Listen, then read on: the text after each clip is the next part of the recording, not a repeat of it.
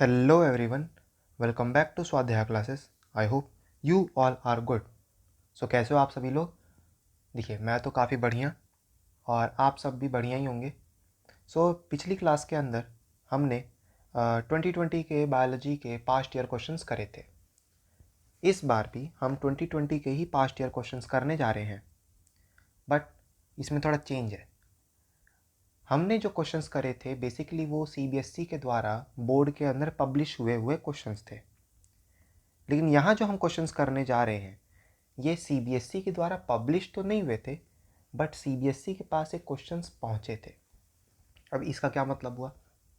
देखिए, सीबीएसई ना जब क्वेश्चन पेपर बनवाती है सो वो एक ही सेट क्वेश्चन पेपर नहीं बनवाती, उसके पास कई सारे सेट्स ऑफ क्वेश्चन पेपर्स पहुँचते हैं, जिसमें से मोस्ट अप्रोप्रिएट क्वेश्चन को वो टारगेट करके उसी को वो बोर्ड के लिए चूज़ करती है और उसी को पब्लिश करके एग्ज़ाम कंडक्ट करवाती है।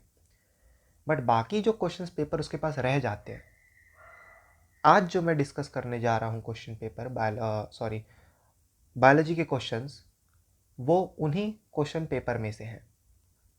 अब यहाँ पर कई ज़्यादा चांसेस बन जाते हैं कि आपके क्वेश्चंस जो आप इस साल देखने जाओगे 2022 के अंदर, वो कहीं ना कहीं इन क्वेश्चनों के अंदर से टारगेट हो सकते हैं। इस वीडियो को आप लोग ध्यान से देखिएगा, ठीक है ना? और अगर आप चैनल पे नए हैं तो चैनल को सब्सक्राइब कर लीजिएगा, ठीक है ना? एंड वीडियो को लाइक कर दीजिएगा, बिकॉज अभी जो आपके सामने पूरा का पूरा जो मैं क्वेश्चंस डिस्कस करवाने जा रहा हूँ, आपके लिए क्या पता वो काफ़ी इम्पॉर्टेंट हो जाए। So without any time waste, let's start this marathon class. Okay, so let's move on to the first question, that is list 4 functions of the human heart. Why is double circulation necessary in the human body? Basically question का meaning जो है वो ये है कि human heart के आप 4 functions बताइए, ठीक है, और इसमें डबल सर्कुलेशन नेसेसरी क्यों होती है। तो देखिएगा, इसका आंसर जो है मैं पूरा का पूरा सिस्टमेटिक वे में लिखूँगा, ठीक है ना? सो लिखेंगे the major function of the human heart is, the major function of human heart is, पहला receiving deoxygenated blood, receiving deoxygenated blood from the body tissues and supplying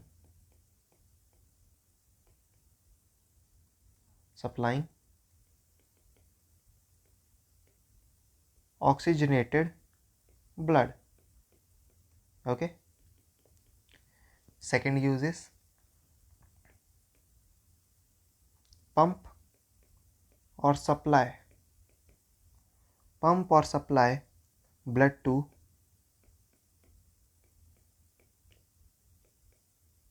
various organs and tissues. Third function, it also maintains and regulates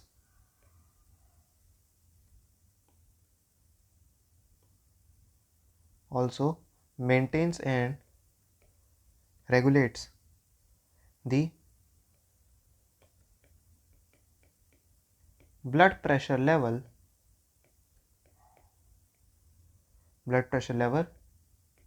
in our body.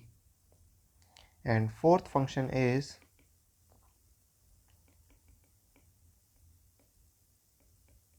it removes waste products. It removes waste products and carbon dioxide from the blood. These waste products are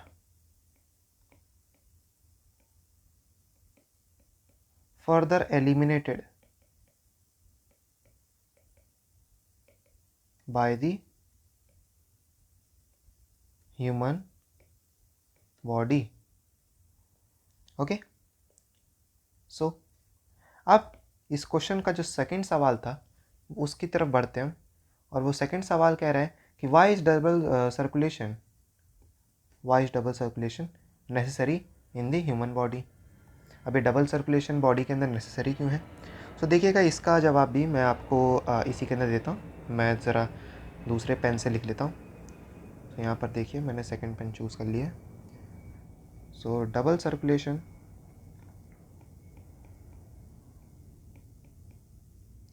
is required in human body because पहला, it avoids mixing of oxygenated blood and deoxygenated blood. Second one is heart has 4 chambers, so it divides circulation in 2 parts. Basically हमारा जो heart होता है उसके अंदर 4 chambers होते हैं, and basically those 4 chambers are known as right atrium, left atrium, right ventricle and left ventricle. Understood? Basically आप board की प्रिपरेशन कर रहे हो, आप लोग को इतना पता होना चाहिए। नाउ अब ये कौन सी दो सर्कुलेशन के अंदर डिवाइड करता है?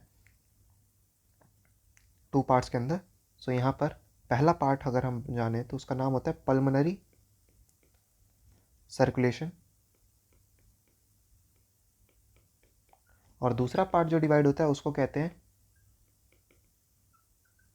Systematic circulation. अब जो पल्मोनरी सर्कुलेशन होता है ये होता है हमारे between heart and lung, and जो सिस्टमैटिक सर्कुलेशन होता है ये होता है आपका between heart and body. Okay, so this was the first question. I hope you understood it very well. Now let's move on to the second part of second question of our this marathon class, and that second question is explain the ways in which glucose is broken down in absence or shortage of oxygen। मतलब कि इस question का ये है कि आप हमें glucose को ब्रेक डाउन करने के लिए 2 कंडीशन दी गई हैं, और वो 2 कंडीशन ये है कि उसको ऑक्सीजन की एब्सेंस में और ऑक्सीजन की शॉर्टेज में, इन दोनों कंडीशंस में ग्लूकोज का ब्रेकडाउन किन किन तरीक़ों से होगा, आप ज़रा उसको एक्सप्लेन कीजिए। अगर आपको ध्यान हो तो आपकी बुक के अंदर एनसीईआरटी के अंदर इस पर्टिकुलर क्वेश्चन को एक्सप्लेन करने के लिए एक डायग्राम बनाया गया था। जहाँ तक मुझे याद है कि ग्लूकोज को कुछ इस तरीके से करके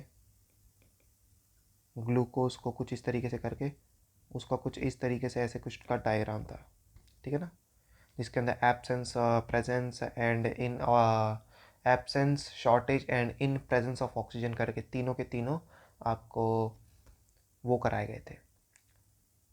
क्या कहते हैं उसे? अरे यार, जब दिमाग ज़बान पे बात होती है तो फिसल जाती है। Reactions, yes, the correct word is reaction. So reactions करवाए गए थे, ठीक है ना। अब आप लोग उस पर्टिकुलर रिएक्शन को देख लीजिएगा, बिकॉज अगर पास्ट ईयर के अंदर आपसे एब्सेंस और शॉर्टेज का पूछता है, सो करेंट ईयर के अंदर वो प्रेजेंस का भी पूछ सकता है, ठीक है ना। सो बेसिकली हमें लिंक बाय लिंक सभी के सभी टॉपिक्स को कवर करना है। Now back to the question. अब इस क्वेश्चन को एक्सप्लेन करने के लिए भी मैं वही तरीका अपनाऊंगा, the help of that reaction, और उसको पाई चार्ट के फॉर्म में आप लोग को एक्सप्लेन करने की कोशिश करूंगा। सो हियर 1 सेकेंड ना, चलिए देखिए। अब ग्लूकोज जो है, glucose that is a 6 carbon molecule, you all know that, C6H12O6। अब ग्लूकोज साइटोप्लाज्म के अंदर, ग्लूकोज का ब्रेकडाउन बेसिकली साइटोप्लाज्म में होता है एंड वो कन्वर्ट हो जाता है आपका पायरूवेट, पायरूवेट में कन्वर्ट हो जाता है and basically pyruvate is a 3 carbon molecule, 3 carbon molecule, और इसके साथ साथ ये टूटता है एनर्जी में।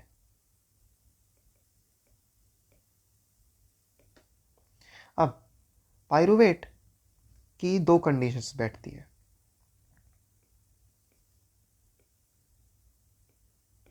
दो कंडीशंस बैठती हैं, दो कंडीशंस। एक है आपकी एब्सेंस ऑफ ऑक्सीजन,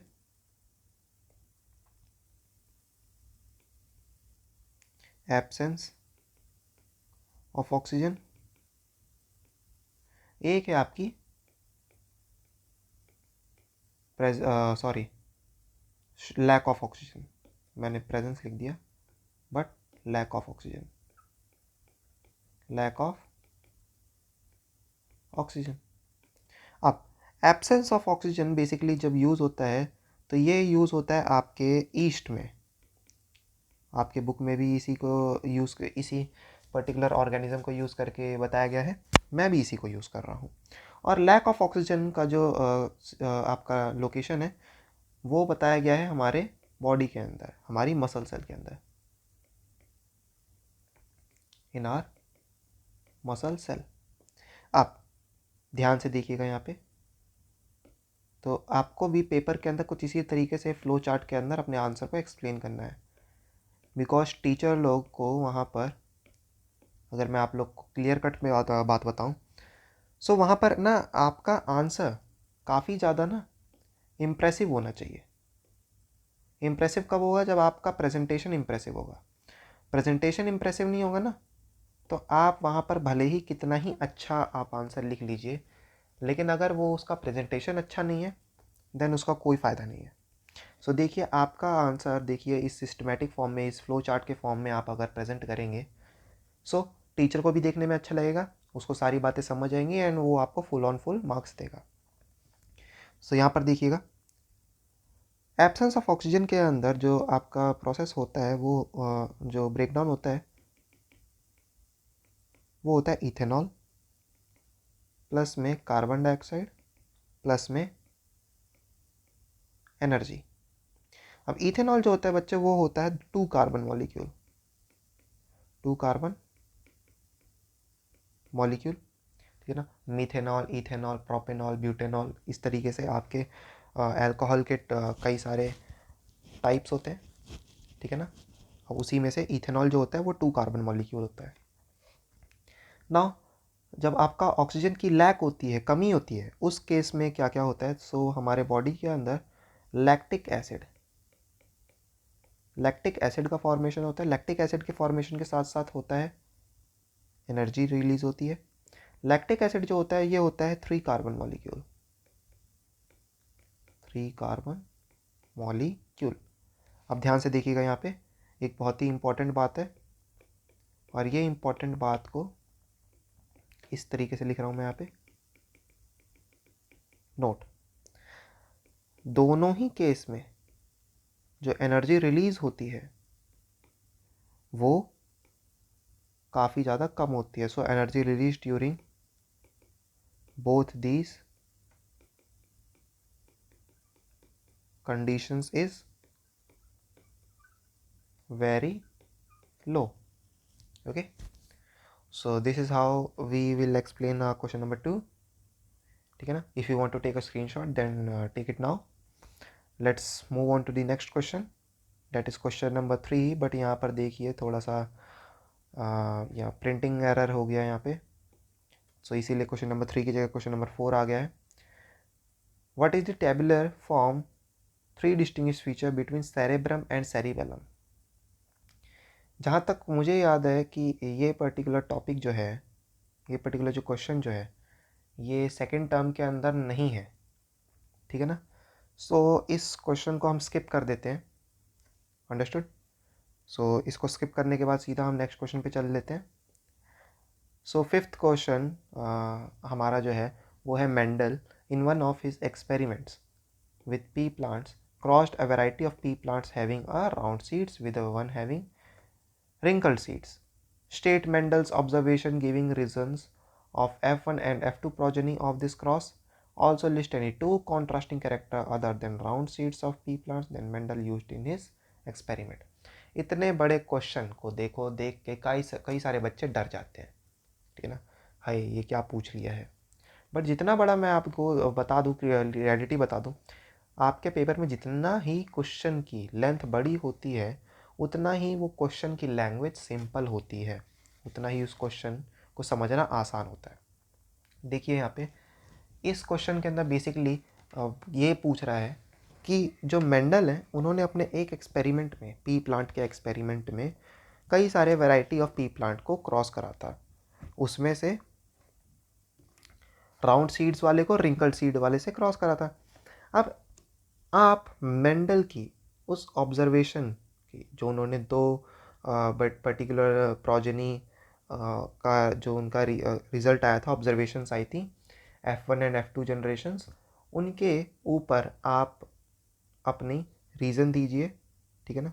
इस पर्टिकुलर सारे के सारे सिचुएशन को, ऑब्जर्वेशन को स्टेट करिए, यहाँ पे बताइए, एक्सप्लेन कीजिए, ठीक है ना। अब इसी के साथ साथ आपको ये बताना है कि उन्होंने कई सारे कैरेक्टर्स को शो किया था, कई सारे कैरेक्टर्स को मेंशन किया था। यहाँ पर राउंड एंड रिंकल्ड यानी शेप ऑफ सीड्स के अलावा आपको दो अलग और कॉन्ट्रास्टिंग कैरेक्टर्स बताने हैं। अब यहाँ पे ध्यान दीजिएगा, यहाँ पर ये क्वेश्चन काफ़ी ज़्यादा इंपॉर्टेंट बैठ जाता है।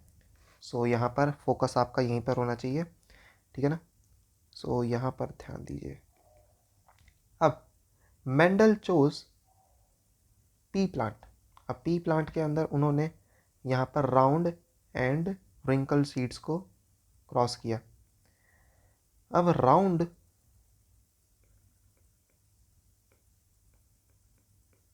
सीड्स एंड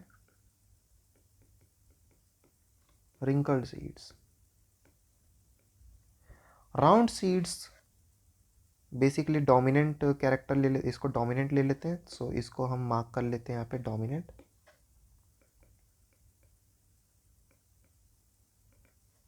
और रिंकल्ड सीड्स को रिसेसिव। ओके, नाउ अब यहाँ पर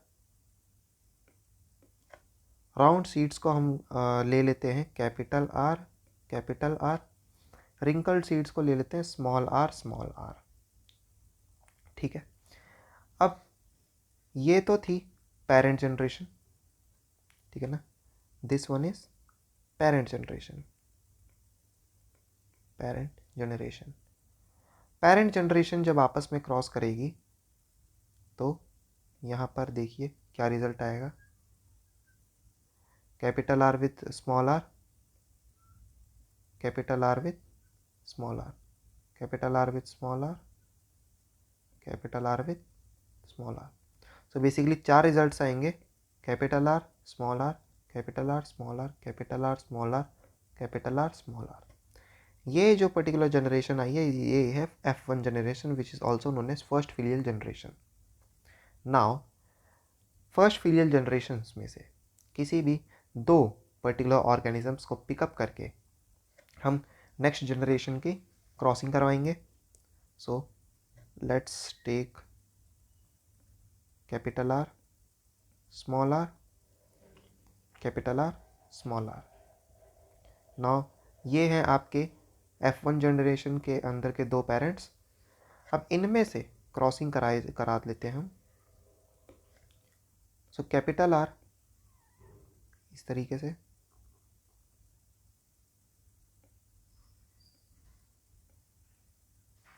यहाँ पर क्रॉसिंग होने के बाद हमको 4 रिजल्ट्स देखने को मिल रहे हैं, capital R capital R capital R small R capital R small R and small R small R. ध्यान दीजिएगा, डोमिनेंट वाले को हम सबसे हमेशा फ्रंट में लिखते हैं एंड रिसेसिव वाले को बैक में लिखते हैं। जो हमारी फर्स्ट जनरेशन आई थी इसके अंदर हमको जो जीनोटिपिक रेशियो देखने को मिला था वो था कैपिटल आर स्मॉल आर, और फिनोटिपिक रेशियो भी देखने को मिला था राउंड सीड्स। सो ये है आपकी F2 जनरेशन। मैं यहाँ पर कंक्लूजन लिख देता हूँ या ऑब्जर्वेशन लिख देता हूँ।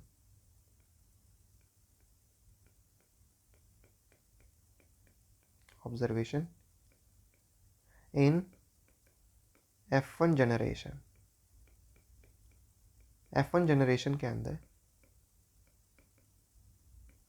जो जीनोटाइप थे, जो जीनोटाइप था वो केवल शो हुआ था आर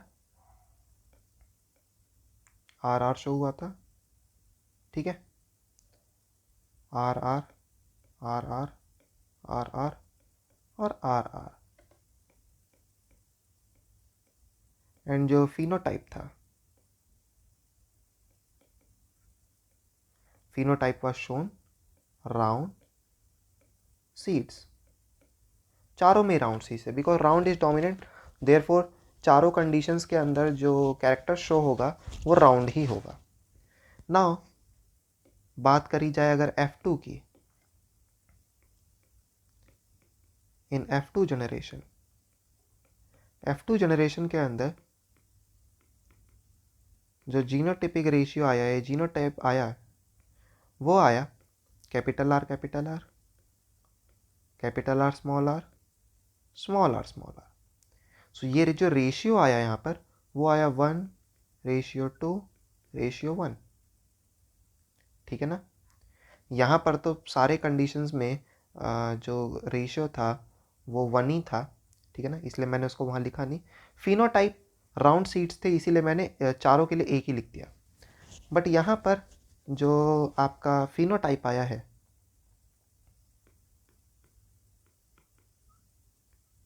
फिनोटाइप जो दिखा है F2 जनरेशन में वो बेसिकली दिखा है 2, एक है राउंड, दूसरा है रिंकल्ड। अब राउंड के देखिए यहाँ पर कि यहाँ पर इन 3 कंडीशंस में राउंड वाले जो कैरेक्टर है वही शो होंगे because capital R is dominant over recessive 1। इस कंडीशन में तो केवल और केवल राउंड सीड्स ही हैं के जीन ही हैं, इसीलिए केवल और केवल राउंड आपका कैरेक्टर शो होगा। इस पर्टिकुलर गैमीट के अंदर राउंड एंड रिसेसिव दोनों हैं, राउंड एंड रिंकल्ड दोनों हैं, बट रिसेसिव 1 क्या है आपका रिंकल्ड 1, सो डोमिनेंट वाला ही शो होगा। थर्ड वन के अंदर भी सेम कंडीशन है। फोर्थ वन के अंदर तो गैमीटी जो है उसके अंदर जो रिंकल्ड 1 के ही एलेल्स प्रेजेंट हैं जिसकी वजह से वो शो ही रिंकल्ड वाला करेगा।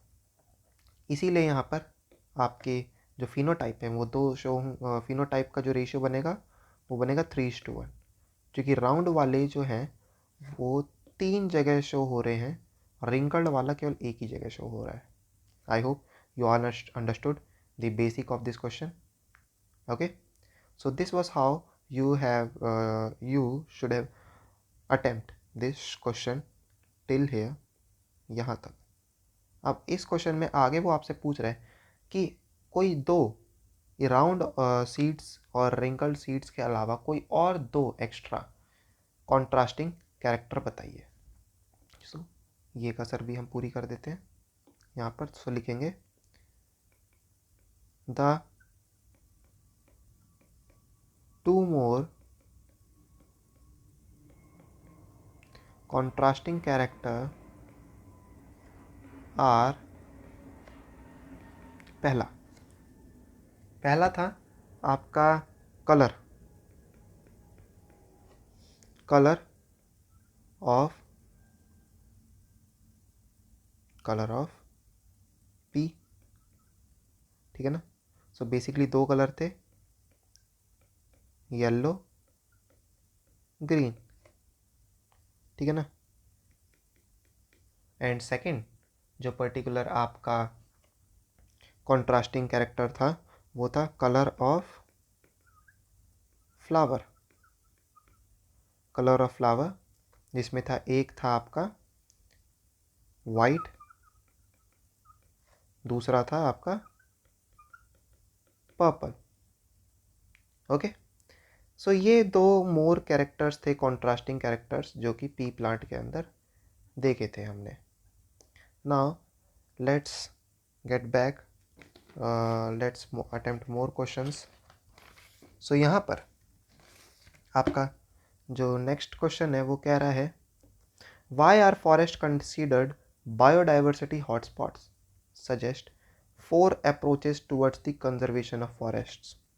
ठीक है, सो यहाँ पर इस क्वेश्चन के अंदर पूछ रहे हैं कि जंगलों को बायोडाइवर्सिटी हॉटस्पॉट क्यों कंसीडर करा जाता है, और कोई ऐसी 4 अप्रोचेस बताइए जिससे कि हम फॉरेस्ट की कंजर्वेशन कर सकें। ठीक है ना, इस क्वेश्चन का देखिए आंसर काफ़ी सिंपल वे के अंदर देना चाहूँगा मैं। सो यहाँ पर देखिएगा,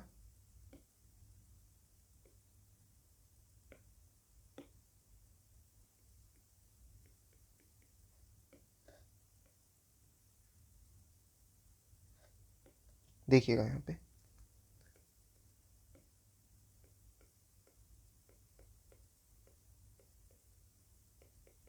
a biodiversity hotspot is a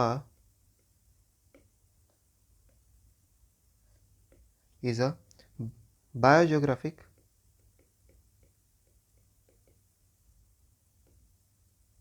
is a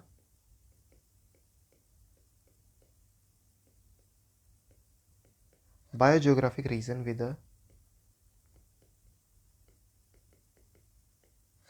a significant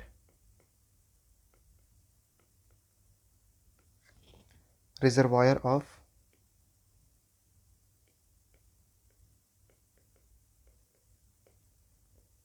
biodiversity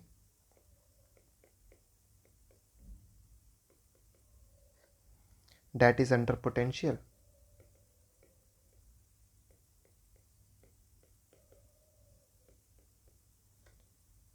threat from human beings.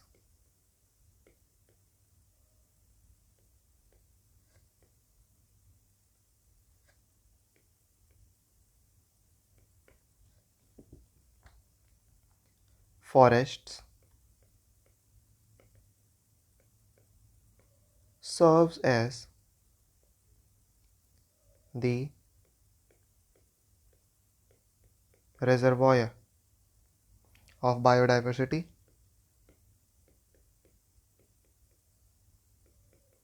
containing different species of plants.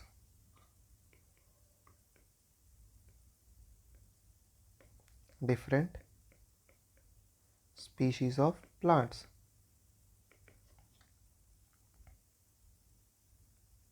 animals, and different types of microbes.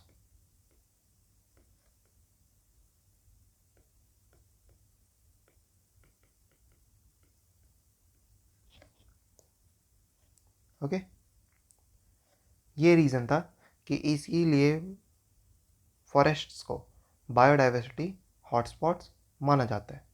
अब हमें यहाँ पर 4 मेजर अप्रोचेस बतानी है, 4 ऐसे तरीके बताने हैं जिससे कि हम फॉरेस्ट को कंजर्व कर सकें। सो यहाँ पर देखिएगा, 4 major approaches towards the conservation of forests, conservation of forest are: first one, by planting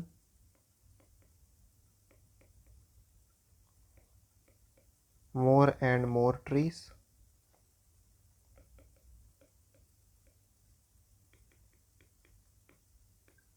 by applying strict rules and fines on cutting trees in forests.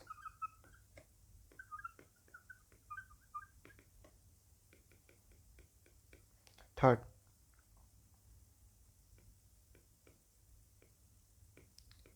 reducing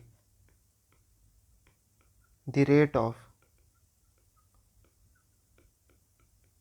tree cutting for commercial purpose.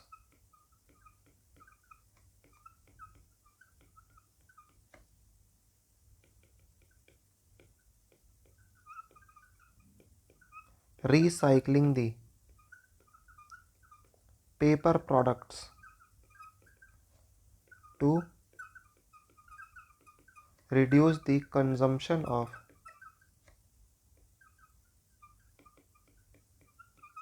Paper.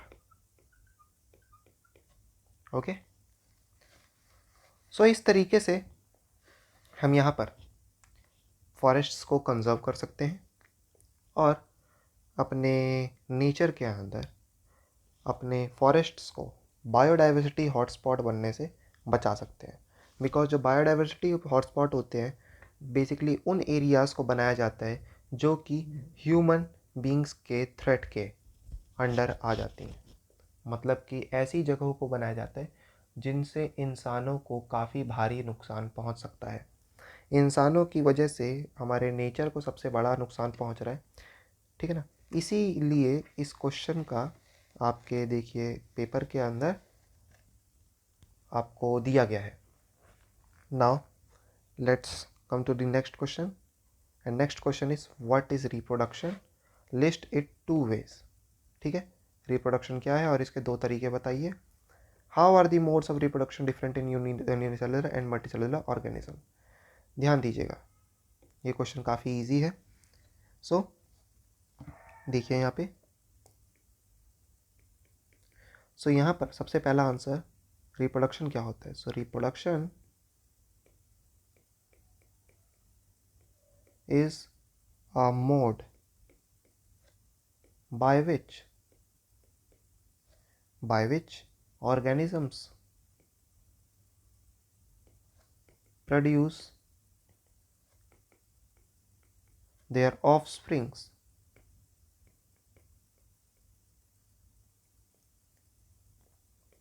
ठीक है ना. Now अब reproduction के 2 mode होते हैं. So there are 2 modes of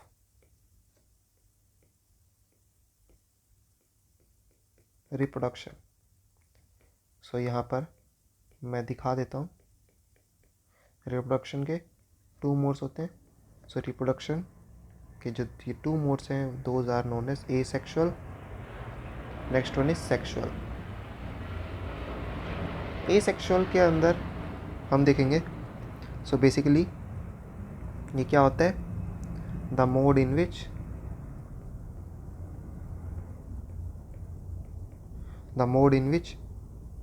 no involvement of gamete is required. In which no involvement of gamete is there. और sexual होता है the mode in which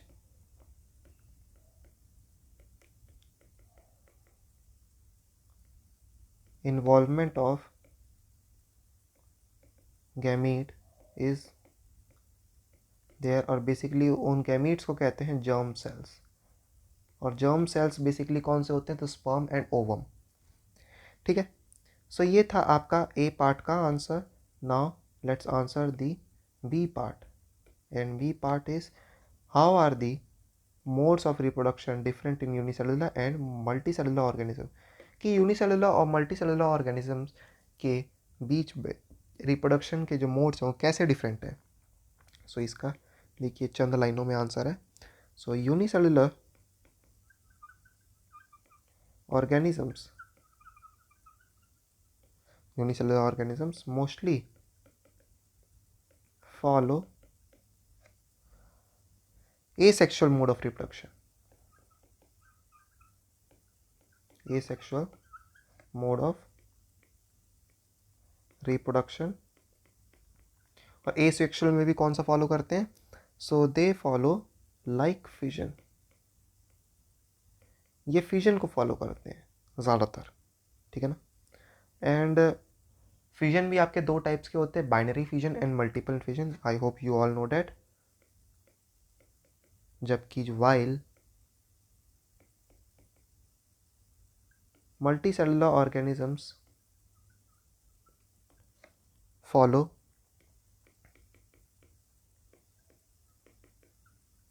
sexual mode of reproduction.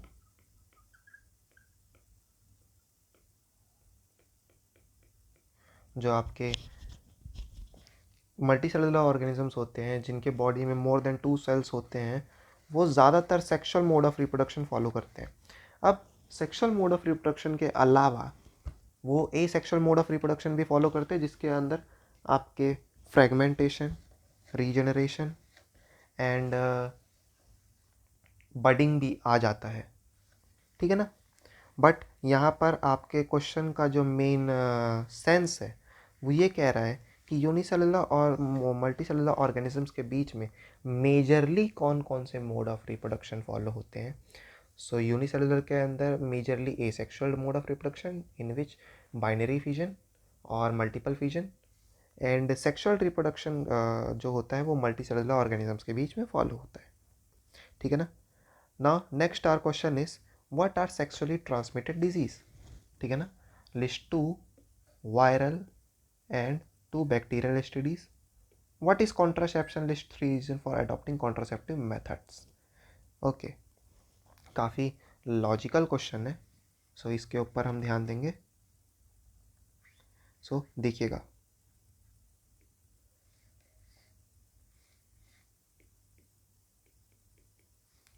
Basically what are STDs? So STDs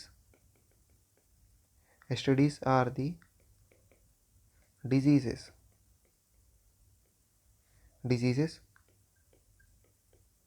which are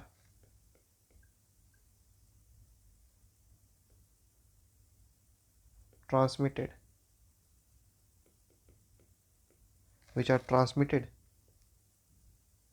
during sexual contact.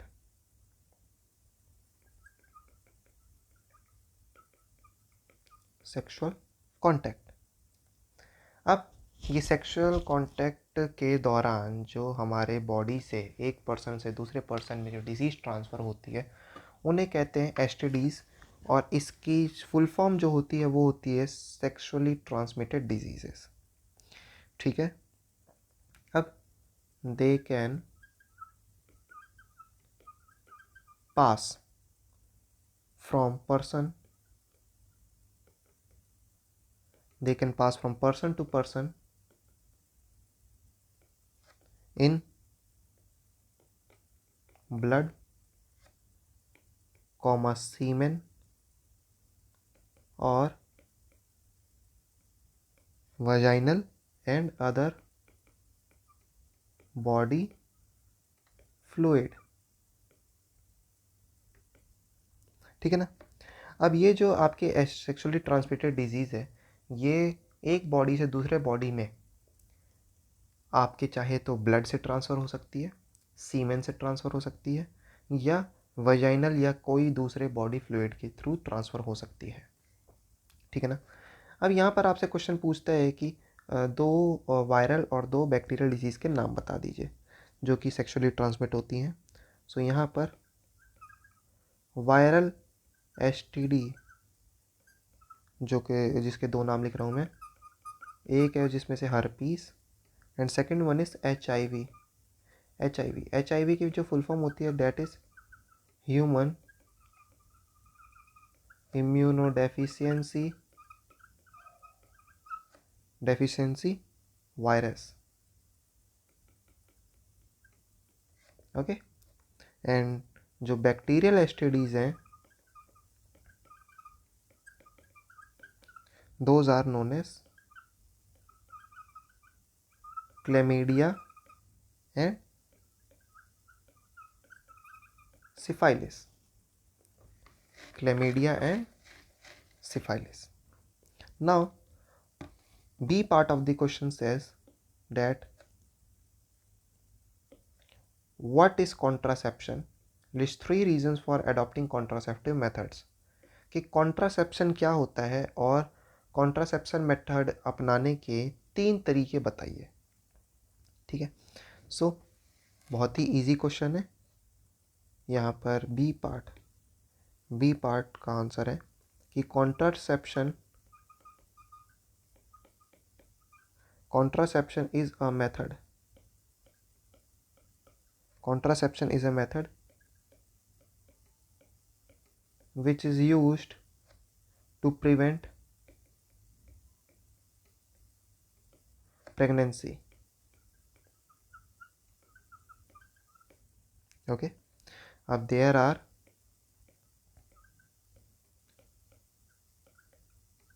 various methods of contraception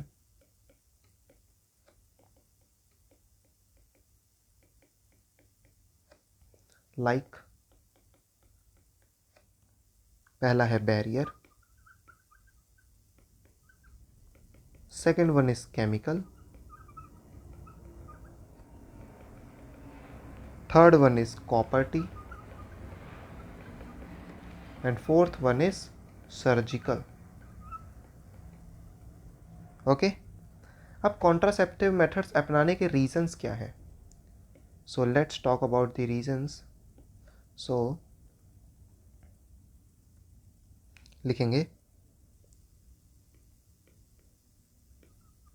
reasons to adopt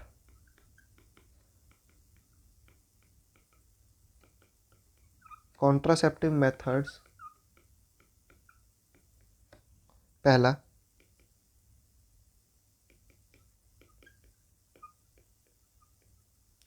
to prevent the transmission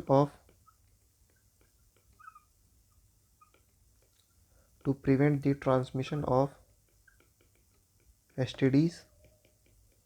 Second one is to prevent unwanted pregnancy.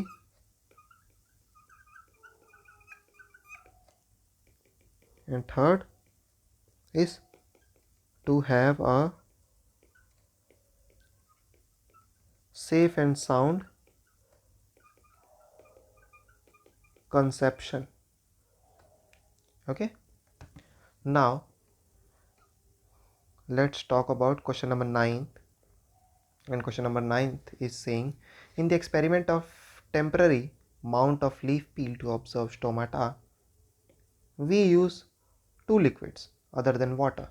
Name these 2 liquids and state when and why these liquids are used. So अब इस question का answer बहुत ही simple है। अगर आप लोगों ने, अब क्या ही बताऊं मैं आप लोगों को, आप लोग के तो स्कूल बंद थे तो आप लोगों के स्कूल वालों ने एक्सपेरिमेंट कराए नहीं होंगे, बट स्टिल मैं मान लेता हूँ कि आप लोगों ने इसको पढ़ा होगा। नहीं पढ़ा सो ये स्लाइड मेकिंग एक्सपेरिमेंट या एक्टिविटी को आप यूट्यूब के ऊपर देख लीजिएगा, या फिर अगर आप स्कूल जा रहे हैं तो आप लोग अपने टीचर से कंसल्ट करके इस एक्सपेरिमेंट को कर सकते हैं। ठीक है ना, बिकॉज़ ये कुछ ऐसे क्वेश्चंस हैं जो एक्टिविटी बेस्ड क्वेश्चन है, और एक्टिविटी बेस्ड क्वेश्चंस तभी आ पाते हैं जब हम उस एक्टिविटी को करते हैं। ठीक है ना, और एक्टिविटी बेस्ड क्वेश्चन पढ़ कर नहीं समझ आ पाते। जो पर्टिकुलर स्टूडेंट इसको फील करता है, जो इसको खुद एक तरीके से परफॉर्म करता है, वही स्टूडेंट्स इस पर्टिकुलर एक्टिविटी बेस्ड क्वेश्चंस को अच्छे से राइट कर सकते हैं, इसको अच्छे से एक्सप्लेन कर सकते हैं। अदरवाइज़ जिन्होंने इसके बारे में कुछ देखा ही नहीं है, बस पढ़ के लिख के बता दिया, सो वो स्टूडेंट्स के लिए यहाँ पर थोड़ी मुश्किल है। ठीक है ना, सो आप उस पार्ट को भी स्ट्रॉन्ग करने के लिए एक्टिविटीज़ को देखा कीजिए। आपकी बुक में जो एक्टिविटीज़ गिवन है वहाँ से भी कई क्वेश्चंस अराइज हो जाते हैं, और यहाँ पर ये जो 2 क्वेश्चंस हैं आगे एक ये और एक जो अभी आगे आएगा, ये दोनों के दोनों questions totally activity based question है। अंडरस्टूड? सो अब आपको यहाँ इन एक्टिविटीज़ पे भी ध्यान देना है। चलिए, सो अब इसका जो आंसर है देखिएगा कि apart from water,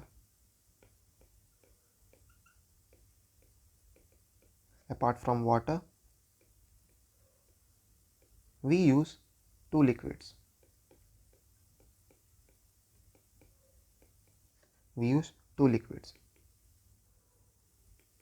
First one is glycerine. So glycerine का यूज़ क्यों किया जाता है? So it is used during the preparation of slide to prevent the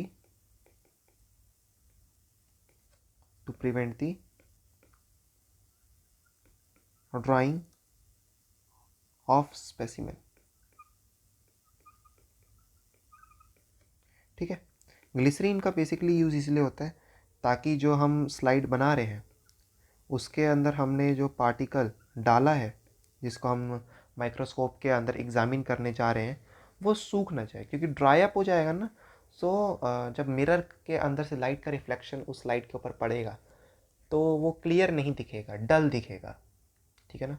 और वहीं पर जब वो पर्टिकुलर जो आपका स्पेसिमेन है वो आपका ड्राइड नहीं होगा, मॉइस्चराइज्ड होगा, ठीक है ना, वेल नरिश्ड होगा, इसकी वजह से वो काफ़ी ज़्यादा क्लियर दिखेगा, लाइट अच्छे से उसमें से पास होगी and every particular particles will be clear in it. और दूसरा, हम जो वाटर के अलावा जो पर्टिकुलर लिक्विड यूज़ करते हैं डैट इज़ सैफ्रेनिन। अभी सैफ्रेनिन क्या होता है? It is used to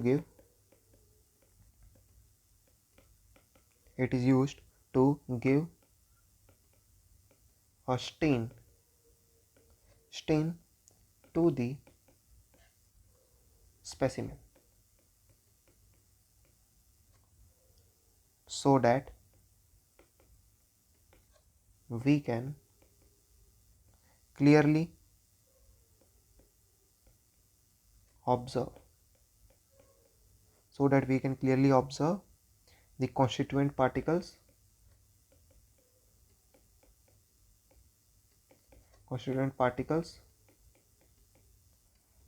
inside the microscope. Okay, so safranin basically आपका जो लिक्विड होता है इसको हम स्पेसिमेन के ऊपर जब डालते हैं तो सैफ्रेनिन की वजह से कलर आ जाता है, ठीक है ना, काफ़ी डार्क कलर आ जाता है, जिसकी वजह से जो आपके जो पार्टिकल्स होते हैं जब हम माइक्रोस्कोप के अंदर देखते हैं, सो अगर हम विदाउट सैफ्रेनिन यूज़ करेंगे सो इतने क्लियर कट हमको विजिबल नहीं हो पाएंगे पार्टिकल्स। लेकिन जब हम सैफ्रेनिन का यूज़ करेंगे सो इससे क्या होगा, स्टेन मिल जाता है, उसको स्टेन मिल जाता है, जिसकी वजह से अलग अलग पार्टिकल्स हमको उसके अंदर वेल डिस्टिंग्विश्ड दिखते हैं, काफ़ी बेहतरीन तरीके से नज़र आते हैं। ओके, डिफरेंट कलर के सैफ्रेनिन यूज़ किए जाते हैं। बेसिकली जब मैंने एक्सपेरिमेंट करा था अपने स्कूल में सो रेड कलर का सैफ्रेनिन यूज़ किया जाता था, ठीक है। सो बाकी अलग अलग साइंटिस्ट जो है, साइंटिस्ट कह रहा हूँ मैं, अलग अलग तरह के एक्सपेरिमेंट्स में अलग अलग तरह के कलर के सैफ्रेनिन यूज़ किए जाते हैं, ठीक है ना। Last particular question is list 4 precautions in proper sequence while we observe और preparing a temporary mount of leaf peel. ये भी देखिए उसी एक्सपेरिमेंट से क्वेश्चन है एंड ये आपका कह रहा है कि लीफ पील का जब हम स्लाइड बनाते हैं, टेम्पररी माउंट करते हैं, तो उस टाइम पे हमें क्या 4 मेजर प्रिकॉशन लेने चाहिए। सो अब जब जो बच्चा एक्टिविटी करेगा उसको ये सारे के सारे जो प्रिकॉशंस हैं वो पता रहेंगे। लेकिन यहाँ पर जिस बच्चे ने एक्सपेरिमेंट या एक्टिविटी करा ही नहीं, जैसे कि मैंने बताया, सो उसको क्या ही प्रिकॉशंस पता रहेंगे, ठीक है ना। सो इस बात का ध्यान दीजिएगा। अगेन मैं इस बात पे ज़ोर दे रहा हूँ कि आप एक्टिविटी बेस्ड क्वेश्चंस अराइज हो जाते हैं एग्ज़ाम्स के अंदर, और ये क्वेश्चंस ही ऐसे होते हैं जो कि टॉपर्स बच्चों में, जो टॉप करते हैं, जिनके अच्छे मार्क्स सिक्योर होते हैं उन बच्चों में, एंड जो बच्चे 80s और 70s पे अटक जाते हैं ऐसे बच्चों में एक डाइवर्जन क्रिएट करते हैं। वो ऐसे ही क्वेश्चंस होते हैं, ठीक है ना, कि वो बच्चे अटेम्प्ट कर जाते हैं और ये बच्चे नहीं कर पाते। सो इन क्वेश्चंस को भी आपको टारगेट करना है ताकि आप कहीं से भी लूज एंड ना छोड़ें, ठीक है ना। सो बात करते हैं प्रिकॉशंस की। सो ध्यान दीजिएगा। सो precautions should be taken while preparing a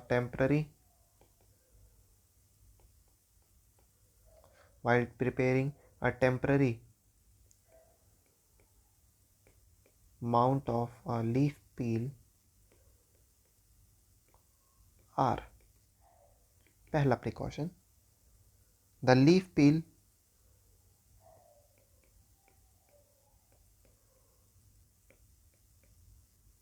should be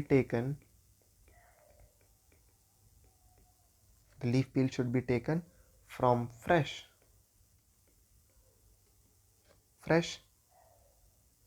plugged leaf। मतलब जिस भी आप लीफ का माउंटिंग कर रहे हो, बेसिकली वो लीफ फ्रेश होना चाहिए। बिकॉज अगर आप डल लीफ लोगे, कोई पुराना लीफ लोगे, सो उसके अंदर मॉइस्चर जा रखा होगा। एंड सेकंड थिंग कि उसके जो सेल्स हैं वो भी डेड होना स्टार्ट हो चुके होंगे, ठीक है ना। Next thing is always hold the slide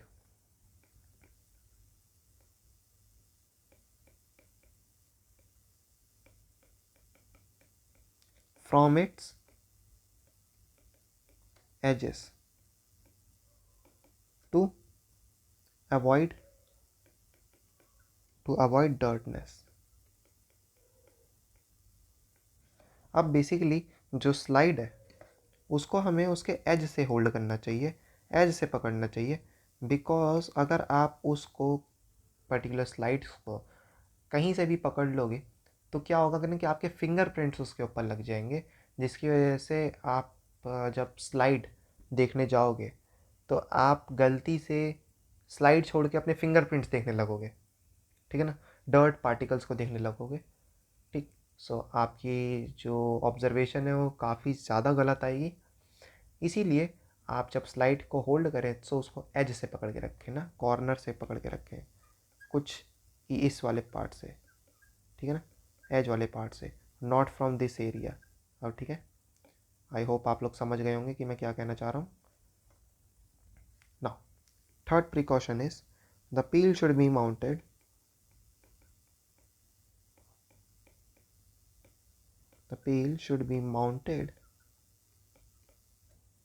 in the center of the slide। अब जो पील है, जो आज इसका आप बेसिकली माइक्रोस्कोप के अंदर ऑब्जर्वेशन देखने जा रहे हो, जिसको एग्जामिन करने जा रहे हो, उसको आप अपने स्लाइड के सेंटर के अंदर, सेंटर में बिल्कुल बीचों बीच माउंट करें, ठीक है ना। आजू बाजू माउंट करेंगे सो फिर से अगेन रीडिंग लेने में प्रॉब्लम आएगी, ऑब्जर्वेशन करने में प्रॉब्लम आएगी, ठीक है ना। नेक्स्ट एंड फोर्थ पर्टिकुलर जो कह सकते हो आप काफ़ी मेन प्रिकॉशन भी है, वो ये है, always place the cover slip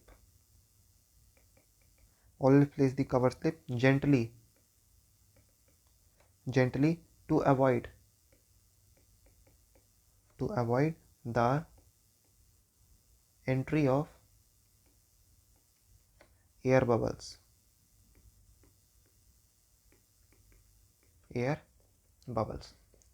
हमें जो कवर स्लिप होती है उसको काफ़ी आराम से, काफ़ी ध्यान से अपने जो स्लाइड है, मान लीजिए आपका ये माउंटेड करा था, तो इसके ऊपर जो कवर स्लिप है उसको बड़े ही ध्यान से प्लेस करें, काफ़ी जेंटली प्लेस करें और इसको प्रेस करें, ताकि अंदर के जो जितने भी एयर बबल्स हैं ना, आप उसको प्रेस करके निकाल दें। ठीक है ना। एयर बबल्स रहेंगे सो अगेन आपको ऑब्जर्वेशन करते टाइम पे प्रॉब्लम आएगी, करेक्ट ऑब्जर्वेशन आप नहीं कर पाओगे। ठीक है ना। और इसी के साथ साथ हमारे टोटल क्वेश्चंस हो जाते हैं ख़त्म। ठीक है ना। एंड वीडियो आने में कुछ दिनों का देरी हो गया। ठीक है ना। सो इसके लिए सॉरी। एंड आप सभी को अगले आने वाली वीडियो के लिए प्रिपेयर रहना है। ठीक है ना। और लास्ट वीडियो जो थी, आप उसको आगे जिन्होंने नहीं देखा उस वीडियो को जाके ध्यान से देखिए, उसके अंदर बताए हुए क्वेश्चंस को प्रिपेयर कीजिए, बिकॉज ये जो टाइम है वो क्वेश्चंस प्रिपेयर करने का ही है। अंडरस्टूड। इस टाइम पे जो बच्चा सिलेबस लेके बैठेगा या अपना सारा का सारा सब्जेक्टिव टाइप पूरा का पूरा बुक मटेरियल लेके बैठेगा ना, उसका नहीं हो पाएगा। ठीक है ना। इस टाइम पर आप लोग को जितने ज़्यादा से ज़्यादा क्वेश्चंस आप प्रैक्टिस करेंगे, उतने ज़्यादा बेटर आपके चांसेस हैं कि आप एग्ज़ाम के अंदर वेल प्रिपेयर करेंगे, वेल परफॉर्म करेंगे। ओके। सो मैं यहीं पे अपनी सारी की सारी बातें एंड करता हूँ, एंड इस क्लास को भी यहीं एंड करते हैं। नेक्स्ट क्लास के अंदर हम और इसी टाइप के क्वेश्चंस पेपर को लेकर आएंगे। ठीक है ना। डिस्कस करेंगे, प्रिपेयर करेंगे, एंड बोर्ड एग्ज़ाम के अंदर हम बहुत ही अच्छे से परफॉर्म करेंगे। ठीक है ना। So bye bye, take care everyone, love you.